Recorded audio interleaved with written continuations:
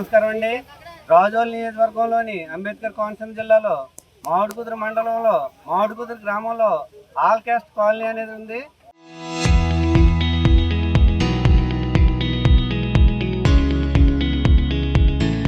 దీంట్లో సుమారుగా 12 గృహాలు అగ్నికి ఆహుతయ్యాయి. ఎలా జరిగిందనే దానికి ఎవరికి ఇంకా అంతు చిక్కదు. కానీ ఇక్కడ రెక్కాడితే కానీ డొక్కాడని కూలీలు, రోజువారీ కూలీలు అందరూ కూడా రోడ్డున పడ్డారు. వాళ్ళకి సంబంధించిన పిల్లలకు సంబంధించిన సర్టిఫికెట్స్ అవనివ్వండి, వాళ్ళకి సంబంధించిన విలువైన వస్తువులు, దాచుకున్న రోజు కూలి పని చేసుకుని దాచుకున్న డబ్బు, కొద్దిగా కూడబెట్టుకున్న బంగారం, వెండితో సహా అగ్నికి ఆహుతైపోవడం జరిగింది.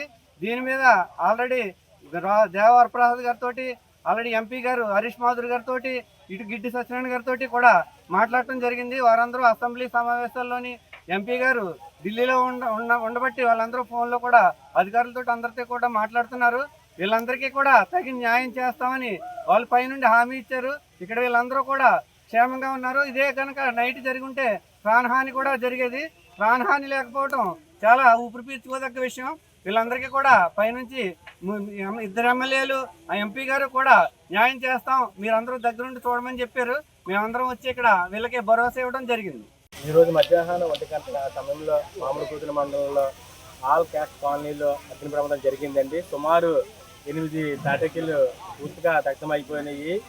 ఎవరో ఒకరు ఇంట్లో గ్యాస్తో వెలిపించుకుని గ్యాస్ ఆఫ్ అయిపోవడం వల్ల అక్కడ ఉన్న పక్కన ఉన్న ఆకులు అడ్డుకుని మొత్తం చుట్టుపక్కల ఉన్న 8 హౌసెస్ కూడా తాటకీలు కూడా దగ్ధమైపోయినాయి. వాళ్ళందరూ వస్తువులన్నీ కాలిపోయినాయి పూర్తిగా. కొంత నగదుతో పాటు కొంత ధనం కూడా కోల్పోయింది. అదేవిధంగా ఎవరికి ఎటువంటి ప్రాణహాని జరగలేదు. వెంటనే ఫైర్ సిబ్బంది వచ్చి వెంటనే మంటలు ఆర్పారు. కాబట్టి ఈ విషయం కొంతమంది విద్యార్థులకి సంబంధించిన సర్టిఫికెట్స్ కూడా పూర్తిగా కాలిపోయిన సమాచారం. Local to global news at your fingertips. మీ చేతిలో ఒక ఆయుధం. Download raw TV app. Media legend Ravi Prakash is back.